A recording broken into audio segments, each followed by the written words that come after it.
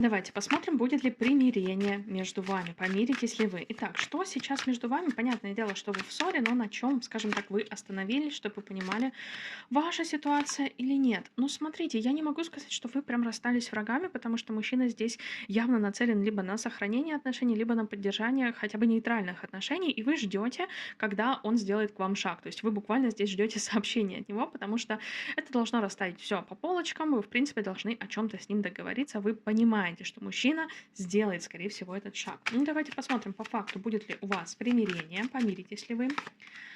Помиритесь ли вы? Здесь определенно да. И опять-таки здесь со стороны мужчины будет это примирение, то есть он сделает шаг к примирению между вами, к возобновлению отношений, потому что здесь у вас определенно отношения возобновятся, и в принципе здесь все будет хорошо, потому что мужчина здесь нацелен на то, чтобы поддерживать отношения с вами, вы здесь тоже ждете от него инициативы и хотите развивать эти отношения.